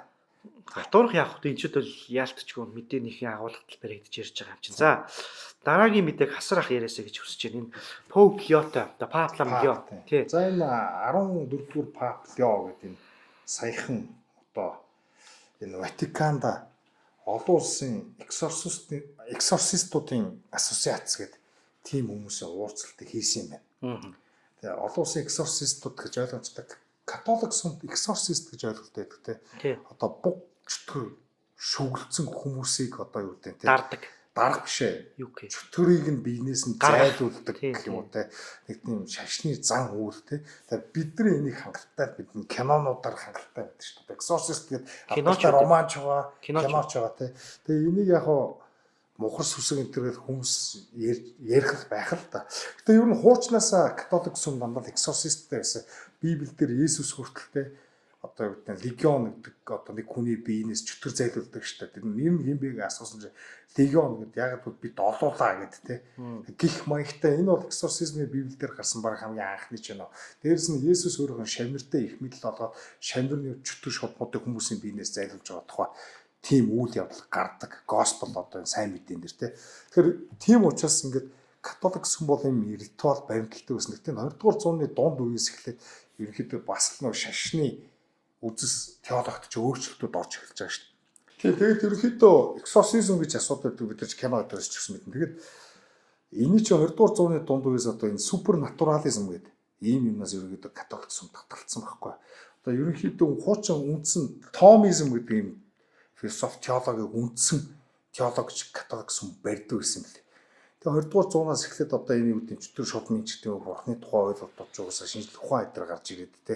Эдгэр чинь жоохон хотлаа айтар гэдэг. Тэр томизм юу гэж үздэг вэ гэхээр reason те логик учир шалтгаантай энэ rationality болон faith хоёр бол бие биендээ хашлахгүй одоо гэдэг сүсэг биш л итгэл үнэмшил хоёр бие биендээ хашлахгүй гэж үздэг байсан. Тэрнийг энэ 20-р зуунаас эхлээд бас энэ бол манай сүмийн гол теолог биш бас үүнээс өөр теологууд бас байх ёстой гэд хит хитэн янз янзын номтууд орж ирсэн юм билээ. Тэгээ тэрэн дунд нь бол одоо яг одоо юм либералчсан ч гэх юм уу либерал маягийн эсвэл ийм секулярчсан супернатурализмыг үүсгэсэн теологууд ч гэсэн байдаг юм билээ. Тэгээд ер нь бол католик сүмчний эксорсистуудад анхаарал нэг хандуулахаа болчихсон байсан. Тэгээд ер нь тийм супернатурализм ярихасаа илүү библийг жишээлбэл энийг бол одоо юу гэдэг энэ дэр гарч байгаа супернатурал одоо үйл явдлуудыг дандаа символик ч юм уу одоо юу гэдэг метафор байдлаар ойлгох гэж ингэж тайлбарлаж ирсэн. Тэгээ одоо эн чинь буруу байсан юм байна гэдгийг ойлгож байгаа. Тэгэхээр эн чинь өөрөө шашных нь үндсэн одоо юу гэх юм үндсэн одоо юу гэдэг тулхын чуулгагаа бид нар ингэж баг бурхнаа өгөө үсгэж байгаа маягийн болчихсон. Энэний үндсэнд манай шашинд ч гэсэн институтууд ч гэсэн тэрээс нь хүн амтын сүсэг бишрэлтэй гэгдэд байгаа итгэгч хүмүүст ч гэсэн маш их асуудал үүслээ. Тийм учраас буцаагаад энэ супернатурализмын санаагаа баримтлаад томизмын теологоо хүчтэй баримтлах ёстой мэн гэсэн байр суурь зүйл үед яригдж байгаа гэж би ойлгосон байхгүй. Би бас тэр бүгдийг хангалттай сайн мэдэхгүй те. Энэ чи ингэж штэ. Дэлхийд даяар энэ оккультизм, эзотеризм, сатанизм өссөнтэй холбоотой гэж энэ уулзалтыг зохион байгуулсан. Тийм юмнууд бол их л байгаа. Угаасаа одоо ингээд нэг юм оккульт гэхэр чи одоо сүнс дуудагч гэдэг юм уу те эсвэл бөө мөргөлч гэдэг юм уу христний шашинт чинь эдгээр далд ертөнцтэй харьцах гэсэн ордууд шүү дээ те. Энд чинь өөрөө буруу одоо юмнуудыг дуутчихдаг. Одоо чөтгөр шолмигч гэдэг юм уу ийм учраас энэ хориотой байдаг ийм юмар битээ оролддог байхгүй сургаалт. Тэгээ иймэрхүү спиритуал илүү культууд ч гэдэг юм уу оккульт хөдөлгөөнүүд Америкт ч юм уу Европт ч юм уу маш ихээр нэмэгдэлж байгаа гэдэг нь үнэн. Зарим бүр энэ чинь зүгээр тренд мод зоод болгоцсон тий. Одоо сатаник temple of satan матан ч гэдэг юм 9 шидийн юмнууд байгаа. Гэхдээ би энийг гол асуудал гэж бодохгүй. Зүгээр ер нь сүм өөрөө одоо гэдэг хуучныхан үндсэн теологийг сэргээх гэж байгаа. Дээрэс нь энийг би энэ пап 14-р пап Лео гэдэг нь пап биш үү те. Энэ гарч ирсэнтэй католик сүмийн бодлого өөрчлөгдөж юм гэж би өөртөө бол харж байна. Яг тэр өмнөх пап бол woke пап байсан байхгүй юу? Өмнөх пап яг хаа ингээд жишээлбэл LGBT хүмүүсийг сүмд оруулах тухай ингээд ярихад нээлттэй энтер гэдэг. Яагаад вэ гэхээр эдгээр чи адилхан нүгэлтнүүдтэй ч гэдэг юм уу те. бид нар мэдээж одоо манай сүмийн гэхдээ яг өмнөх пап ч гэсэн сүмийн үндсэн үзэл баримт номлол өөрчлөгдөөгүй. Гэхдээ бид бүгд л нүгэл хийдэг нүгэлтүүд ч гэсэн манай сүм нээлттэй байх хэрэгтэй. Бид нүгэлтүүдэд ер нь хороо дээр байгаа бүх хүн нүгэлтэн гэж үздэг штэ.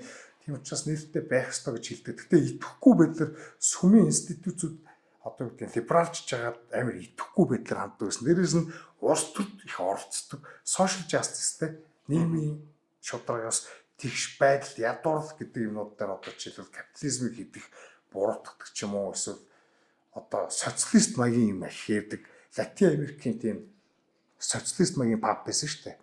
А энэ шинэ пап бол Америкийн Чикагогийн иргэн тий анхны Америк пап шүү дээ. Тэр би яг сүүлийн үед папын анхны ч гэдэг юм уу тэр гарч ирээд хэлжсэн үгүүдийг зүгээр сонсч ирсэн. Дээрээс нь энэ папын үед одоо томилогдсон кардиналууд ч гэдэг юм ингээ харангуут энэ environmentalism гэдэг юм аа одоо энэ сүүлийн үг үзлээ шүү дээ. Энэний ерөөдөө эсрэг үг хилдэг болсон. Одоо юу гэх юм орчин үеийн вокизмыг шүүмжилдэг болсон. Энэ пап бол илүү хуучны уламжлалыг барья. Жинхэнэ христиан маягаараа бай гэсэн ийм санаатай хүн боловч би ойлгоод байгаа байхгүй.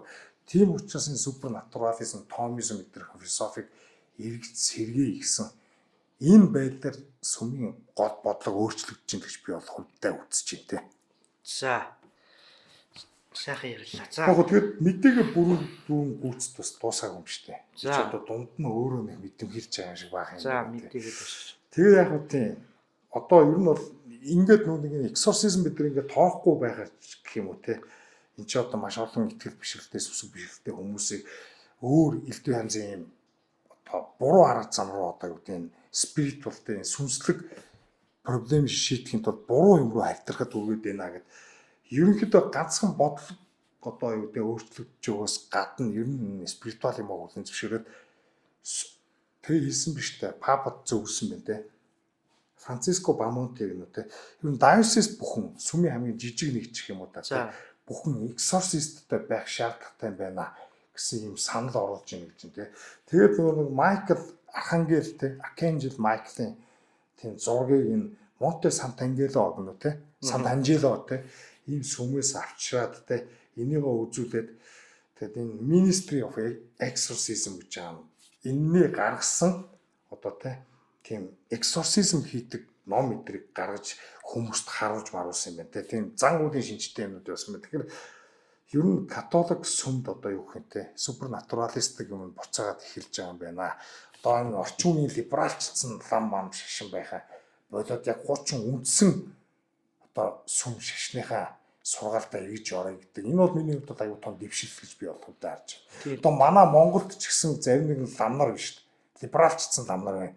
Цагаансар болоод нөгөө зүг чигээ гаргах тухайн ингээд сүм хийдүүд чинь ингээд хүмүүст зөвлөгөө өгдөг шүү дээ. Одоо юу хин ингэж гаргаараа маргаа тэгсэн чинь зүг гаргах бол ямар ч одоо юу гэдэг асуудал биш. Энэ чинь бол тийм сүртэй асуудал биш мишгээд одоо нэм самбуу гэдэг. Би тэр ламыг бол сайн танихгүй мэдгүй. Гэхдээ тэр хүн бол одоо буддын шашныхаа гэх юм уу супернатурализм байдаг байхгүй юу?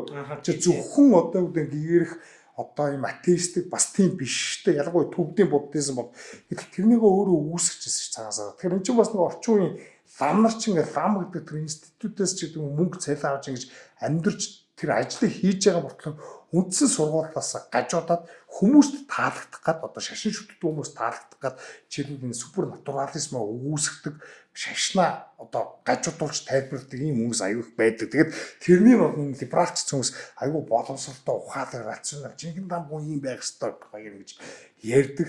Тэгэд ийм шашны завхрал явагдахаас сэргийсэн том үйл явдал болж байна. Би бол энэ пап Лео 14 гэдэг хүнийг бол үнэхээр таашааж ийм юм хийж байгаа юм л тэ. За, наадтай жоо холбоотой. Ер нь шашинтай холбоотой сүүлийн мэдээ. Ер нь бол энэ Европт, баруун Европт шашин ер нь бол яаж нэр хүндээ алдсан. Христийн шашныг ярьж байгаа шүү. Яаж нэр хүндээ алдсан ер нь энэ уламжлал яаж устж байгаагийн нэг том жишээ болж өнгөрсөн юм байна. Тэр нь одоо саяхан ил гарлаа. 1 сарын 19-нд Бельгийн радиогийн 3 хөтлөгч одоо студио Брасел гэдэг Брюсселийн студи гэж яахгүй. Энэ 3 хөтлөгч нь Гигэ Мари юм шүү дээ. Есүсийн их. Тэгээ бол Есүсийн нөгөө баримлыг Иесус Христийн өөрийнх нь баримлыг тийм Гигэ Маригийн баримлыг одоо алхаар одоо ерөөсөө шууд ницэлж мэцлээд будаа болгосон байгаа. Лантуудаад. Лантуудаад ер нь будаа болгосон байгаа. Rage room гэдэг уураа гаргах тийм өрөө гэдэг. Нэвтрүүлэг юм. Гэхдээ ер нь бол тэр өрөөнд гэж байгаа юм заяа. Тэгээ тэр нь ямар үйл явдал зориулсан бэхээр Blue Monday гэдэг энэ ч бүүдгэр нэгдэх өдөр гэдэг. 1 сарын 19. Жилийн хамгийн депресстэй те гүнхтэй өдөр энэ төр гэдэг.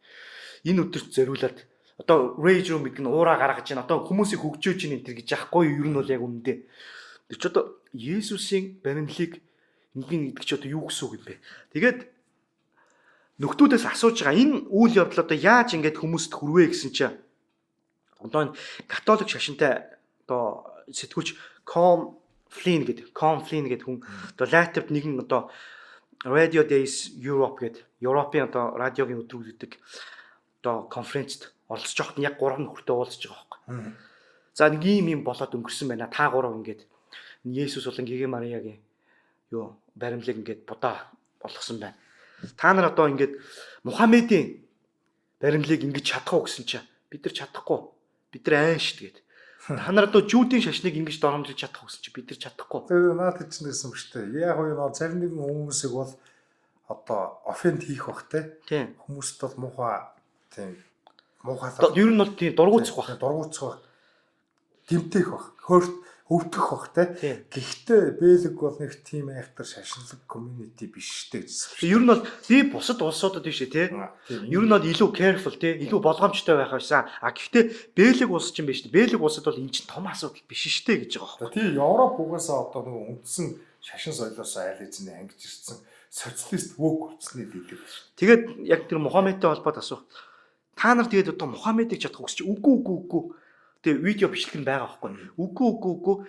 Эн чинь бол энэ appropriate гэж байгаа. Эн чинь бол одоо байж болохгүй зүйл гэдэг. За Мухаммедыг болохоор хүндэтгэд Есүсийг болохоор наач нуур зориуд тэр вөөхгүй. Тэгээ энэ appropriate гэж байгаа байхгүй. Эн чинь одоо ер нь бол эн чинь этикетийн хувьд бол зөв бус этикетийн хувьд бол ер нь зөв бус гэж байгаа юм л да. Тэгээд энэ студио Брюссел гэдэг энэ Брюсселийн студи гэдэг эн чинь бол төрийн санхүүжилттэй төрийн өмчт бодолтой хувийн компани хувийн тэр телевизийн нөхдүүд ингэсэн бол бас одоо дүүрчиж бодсон угаасаа шашингүй улс энэ төр гэдэг тэгсэн чинь төрийн байгууллагт ажилладаг нөхдүүд нь Есүсээ доромжлоод тэгээ энэ компани энэ төрийн одоо энэ бүтцийг үзэлт нь унаад рейтинг нь шалтаа буутсан байгаа юм байна уу? Ер нь бол аргагүй. Тэгээ орчин үеийн тэгээд woke liberalism хамгийн том дайсан ч уусаа. Христианит л дээ. Тийм тэгээд уучлалт гуйж байгаа ингээд энэ чинь реакц үүснэ шүү дээ тий. Реакц үүснээ дараа энэ чинь зүгээр л инээтэй humorous act гэж байгаа юм. Чи зүгээр л инээдтэй л байх гэж тийм үстэй хүмүүсийг хөгжөөгчлөлтийг иймэрхүү юм болцсон юм а. Бид нар хүмүүс ингээд хитрхи юм шашны юмд шашиндаа хитрхи эмзэг байна гэж одоо тий бодсонгүй дутуу үнэллээ гэдэг. Манай монголчууд ч хүн амын олоход буддын шашныг л өөртөө буддын шашин гэж үздэг. Тэгэл эцэг өвдөс шүтсэн гэдэг одоо буддагч хэлвэл хүнддэгдэг штэ, дээдэлдэг штэ. Гэртээ бурхны хөрөг өдр залцсан байдаг. Тэр шиг одоо манай үндэсний олон нийтийн радио телевизээр те нэг нөхөр шууд ингээд буддагийн хөргийг ч юм уу баримтыг авчингуудаа сүхтэд ч юм уу эсвэл тэр лантуугаар зөхиод ингээд аглаа тэрнийг инээдтэй энэ төр гэж ярих юм бол энэ ч одоо манай монголчуудыг доромжилсон баг ялт тун. Гэхдээ одоо тэгш би одоо ямар нэгэн тийм шашин машин шүтлэггүй. Гэхдээ одоо буддын шашинд бас жоохон шүүмжлэлтэй ханддаг. Гэхдээ одоо буддагийн хөрөг мөргийг те баримтлыг тэгж одоо муухай доромжлох юм бол надад бол бүр айгүй муухай сэтгэлөө. Тийм тэгэдэггүй ер нь хэний ч те юм бурхны хүний итгэл үнэмшлийг доромж болохгүй ш нь чинь тийм үстэй. Доромжлол штэ. Бид нар одоо Марксийн ч юм уу тэр социалистуудын зураг мургийг тэгээд заавруулаад тийм байхгүй шүү дээ. Тэгдүү шүү дээ. Тэгэхээр бусдын итгэл үнэмшилд хүлээцтэй хандна гэдэг чинь либералуудад ерөөсөө тийм зүйл огт байхгүй. Энэ ч одоо humorous гэдэг аахгүй. Humorous гэдэг ч одоо юу бололтой. Зүгээр л хүмүүсийг хөгжөөх гэж бусдыг тэгээ яг удаа зүгээр бэлэг вөөгчсөн тэгээд ингээд эдгэр чинь юм хуучныхаа бид нар олон ч удаасан Европ хүмүүс гэдэг чинь ингээд пропаганда давтаад үндэсний identity те үндэсний одоо гэх юм монголоор бол ижилсэл те ижилсэл соёл те миний их хорон, миний гэр бүлтэй ийм юмнуудаас хагацчихсан хүмүүсээ амьдралыг зүгээр л одоо тэгэл нэг тийм тохиолдлын шинж чанартай л зүйл гэж л ойлгодог тийм нигилизм те цинизм юунд ч итгэдэггүй тийм хүмүүс болоод хувирцсан. Тийм учраас тэнд тэр их орон лалуудаар дүүрнүү, сүүрнүү юу ямар ч хамаагүй өөрсдөө л одоо юу гэдэг зовхгүй хүн шиг амьдрал өгчүүл тэгэл болоод тэр хойч юм уу хинт ч хамаагүй тэр үед тийм. Тэгээ ийм философи өнөөдөр дэлхийд даяараа занхилд өгсөн. Монголд ч гэсэн одоо ийм юм орж ирсэн. Хүч авч байгаа шүү. Сүүлийн үед одоо жишээлбэл Монгол би зөвхөн арчсан намын за одоо нэрийг нэлээд яах вэ өөрхий талигач утсан. Монгол хүн гэдэг чинь Монгол соёлын нөлөөнд орсон хүн л гэж ярьж байсан байхгүй ямар ч тийм цус этник генетик эдрийг бараг үгүй тэр хамаагүй гэх маягтай ярьж исэн хүмүүс байдаг л юм. Тэгэхээр тэр вөөгчдсөн үзэл санаатай хүмүүс бол Монголд маш их болсон. Ялангуяа улс төрийн намуудад улс төр сонирхдаг хамгийн идэвхтэй хүмүүсийн хүрээлт бол дэндүү болсон. Залуу шинэ үеийн дунд. Тэр чинь баруун Европын нөлөө, өрнөдийн нөлөөнд автагдсан. Тийм, өрнөдийн, тийм орчин үеийн өрнөдийн засгийн газруудын соёлын юм уу. Тэгэхээр эдгэрт бол тэр яг өрн дахны агуу философч гэдэг юм уу, агуу урлагч гэдэг юм уу, агуу шашны теологч гэдэг юм уу, тэр том соёлтой, тэр том иргэншлийн яг үндсэн одоо философиг бол мэддэг хүмүүс бол байхгүй.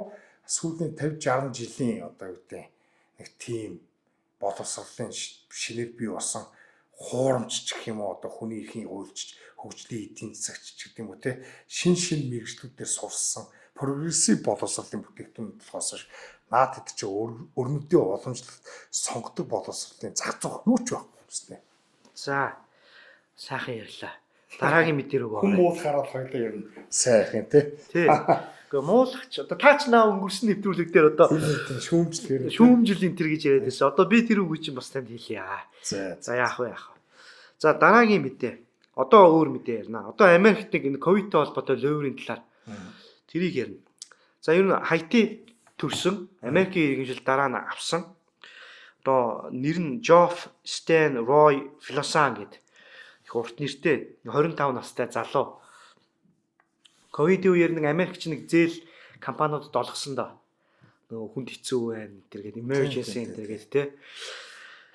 Тэр үеэр нөхөр баахан хуурамч хүүгүү зээл шүү дээ. Тийм, хүүгүү зээл. Баахан компани одоо тэр нь 40 компани байгуулад тэгээ нийт авсан зээл нь 3.8 сая доллар. Тэгээ яг өөртөө унгаас нь 549 мянган доллар унгаацсан байгаа. Тэгээд тэр нь баригдаад явж байгаад ял авсан. Тэр нь эрт илэрсэн л дээ нөхөр. Одоо гонд сая бол юу болсон бэ гэхээр энэ хүний тэр Америкийн иргэншлийг нь цуцалсан байна. Ингэж одоо энэ ихрийг бол бүрэн хаагдчихэв. Одоо зөвхөн эн чинь бол юу яаж байгаа? Зөвхөн энэ ганц хүнтэй холбоотой асуудал биш.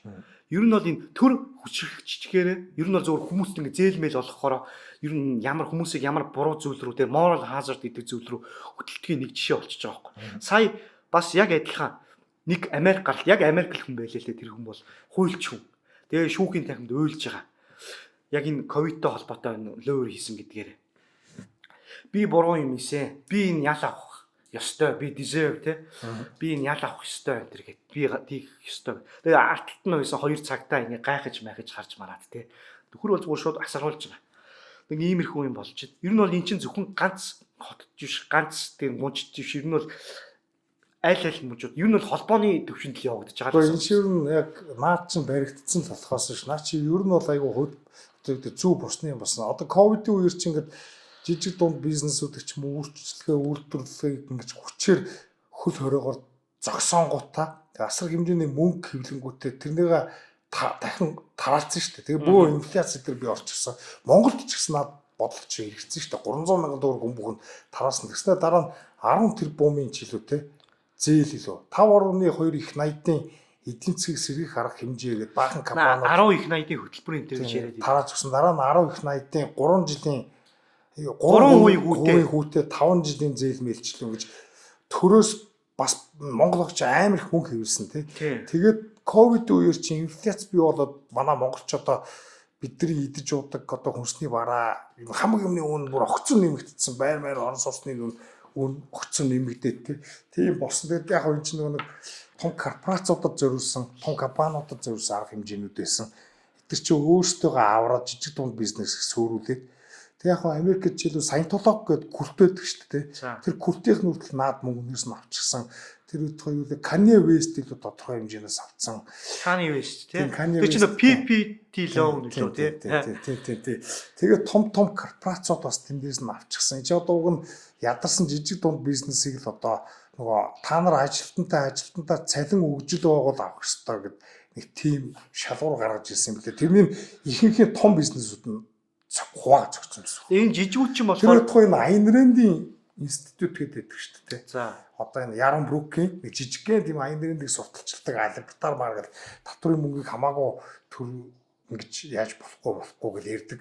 Тэр байгууллага чинь бас авцсан байсан өөртөө. гоё юм а тий. За энэ 25 настай гайти гаралтай хүрчин бол лөөр ихтэй тэр payroll tax биш тий. Одоо нийгмийн даатгал тэрийг бүгдийг хуурамчаар нь үлдсэн гинэ. Тэгэд юу буцаж байгаа одоо иргэншлэн ингээд буцаж байгаа шалтгаан нь болохоор яг тухайн цаг мөчтөө нөө иргэншлийн асуудал нь яригдчихсэн. Үедээ худал мэдүүлэл өгсөн тий. Энэ ловерт холбогдоогүй ямар нэгэн ловерт холбогдоогүй гэдэг мэдээлэл өгөөд тэгж явсан учраас иргэншлэн цуцлагдж байгаа юм билээ. Хэрвээ тэрнээсээ одоо юу гэх цаг хугацааны зөрүүтэй байсан бол иргэншилтэйгээ баг үлдэх байсан юм билүү тий. Тийм юм байлаа шүү. За. Сүүлийн мэдээ.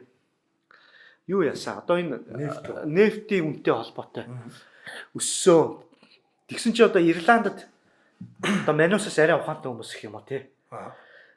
Төр засаг нь нэг айгүй зөв арга хэмжээ авч эхэлсэн байна. Нөө аксис татвар гэж монголоор ярьдаг шүү дээ. Онцгой албан татвар гэдэг. Энэ дээр энэ нефт бензин түвшинд зориулсан тогтоосон онцгой албан татвараа эн чин литр нь юу 20%-аар эн чин дизель дээр 20%-аар зөвхөн петрол дээр уу бензин дээр болохоор 15%-аар 15 центр шүү уучлаарай.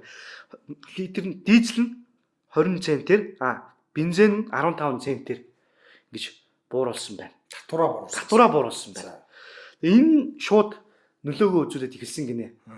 Шууд нөгөө юуны чинь үнүүд одоо энэ бензин дизелийн үн ингээл буугаад эхэлсэн. Чи ойлгомж татвар буурчж байгаа юм чинь тэгэл дагаал үн буурах нь тодорхой шүү дээ. Тэгээ энэ гэхдээ бас нэг шүүмжлэх тал нь төр зурх гинэ. Зөв онц байдлын хувьд л одоо emergency гэх яг одоо энэ хямрал эрчим хүчний хямрал зогсож магадгүй л гэж бодож байгаа юм. Тий, одоо эн чинь ингэсэн гэж байна. Ирландд ер нь еврогоор бодох юм бол 1 литр дизель түвш 1.8 одоо 180 евро байсан байна.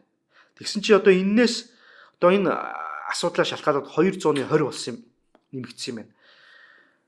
Тэгээ 230 болоод бензин нь болохоор $2 болоо хүртэл 2 евроор хүртэл ингэ нэмэгдээд тэрэнд л одоо энэ гаргаж байгаа арга хэмжээ гэж байгаа байхгүй. Одоо Монгол ч гэсэн одоо эх 7 хоногт бензин өснө энэ төр гээл те. Ер нь дэлхийн зах зээл дээр 30-аас 40% өссөн байгаагээ бид нар өмнөх мэдээлэл дээр ярьж ирсэн. Яг чинь баррел нь $80 ирсэн гэдэг. Тэгээ одоо 120 гарсан. Одоо манад өсөх юм бол одоо бүх юмны үн дагаал өсдөг. Ер нь тэгэл өссөн шүү дээ. Тэгэл өснө. Одоо тийм уг нь одоо Оростой ингээд аятайхан ярих гэхээр одоо бүх ер нь ихэнх тэгээ 95-аас дээших хувиа бензиний дизелийн хувиа одоо Оросоос л татж авч байгаа шүү. Тэгээд одоо засгийн газар одоо нэг яриа барай их гэж ордогтой байна. Тэгээ монголчин гол нь гэхдээ яг нөгөө нэг хэсэг улсууд нь хитрхи нөгөө өрөндийг дагцсан нөхдүүд байгаа ш либералуу тий. Тэгэхээр чи нөгөө Оросуудын хувьд бол ер нь монголчууд одоо барууныг дагсан тийм дайсагнагч маягийн гэсэн имижтэй болцсон юм шиг. Одоо монголчин Орос хятад хоёроор хүрээлэгцээ. Тэр хоёроос эдийн засгийн бүх талаараа хараад тийм биз дээ. Тийм байж одоо жишээлбэл ерөнхийлөгч байсан гоо Украинд очсон Украины талбай орооцсон Оросыг хараа явж байгаа чинь манай улсад тийм имижтэй болохгүй гэдэг чи яах вэ тийм үст. Тийм. За ямар ч ясаа өнөөдрийн мэдээ том асуудал үүсэх байх. Одоохондоо хүмүүс нөгөө сүх далаат л үхэр амгалан гэдэг шиг сууж ин дэлхийд даяараа эдийн засгийн том хямрал явуулж байна. Хөрөнгөний зах зээл дээр 1 тэрлэн хөрөнгө байхгүй болцсон гэл. Ингээл яг идрээ яриад байх шиг байлаа. Тэгж байна. Тийм. Хоёлаа ямар одоо нэг өдрөш өдөр тутам мэдээ бэлтгээд явах штэ. Гол асуудлуудын анализ хийдэг болохоос ш. Тэгээд яг одоо ер нь ингээд ер нь байдал хэцүүд нэ. Ер нь цаашдаа ер нь уламжлал хэцүү болно. Нэх одоо нэг хин дээр нэг 50 суугаад байх одоо шаардлага болсон. Бараг засгийн газар одоо ч ингээд нефт гинт нэмэгдчихлээ гэж бодоод энэ асуудыг шийдвэрлэж чадахгүй засаг масаг уунахч тийм шаардлага гарч магадгүй. Одоо нөгөө зандан шатрын засгийг унгаан шатрын засагч угаасаа одоо гангаж байгаа засаг. Тэрэн дээр нь яг түлхээ хийчих Монгол Ардын намын дарга нь өөрөө засгийн газар авах гээд байгаа тий. Тэгээ одоо тэр яг тийх гээд байна уу? Тиймэрхүү таамаглал яваад байгаа шүү дээ. Тэгээд яг би тэрнийг яг учиртай уулзаад мэдэх биш таних биш тийм үстэй. Тэгээд яг зүгээр одоо сая Нарцс намын дотоод сонгуул гэж аимшигтай юм болсон юм шүү. Сураг дуудаж чинь тий. Тийм. Тэгээд Монголын улс төр дуудахгүй ер нь халуун хүн юмнууд ихлэх гэж юм тий. Одоо энэ Нетаньяху хүүрээс болж энд монголчууд бензиний үн өслөө байсан. Ямар хэцүү юм бэ тий. За тэгээд ерөнхийдөө өнөөдөр бэлдсэн мэдээнүүд дуустаа тэгээд хоёр ийм хүмүүс мэдээнүүд бэлтлээ дараа 7 хоногт уулзъя. Тэгээд бид хоёр бас жоохон сая завгүй байсан учраас подкаст нэг хоногоор хоцроож бичлээ. Тэгээд тэрэндээ хөрцөл өчий цаашдаа ингэхгүй байхыг хичээн. Гэхдээ заримдаа үнэхээр онцгой шаардлага гарахаа ч одоо өөр яалтай байлаа тий. Тэгээ нэвтрүүлгээ бичихгүй гэж хэлж байгаа юм биш. Гэхдээ нэг ганц хоёр хаяа ингэж бас зөржиж магадгүй тий. Тэрний шалтгаантай болоод л тий. Тийм тэгээ дээрэс нь би бас нөгөө ханиад үрдсэн сар гараа идэхгүй байна. Яг ингээ айхтар зовоод байгаа биш ч гэсэн ингээд ярихаар буцаад удаан ярихаар хоолоос өгöd тий. Тэгээ хүмүүс дуун сул байна энэ тэргээл уурж лээ. Тэгээ бидний проблемыг бас ойлгоорой. За тийм байна. За их тоолт дуусцгаа.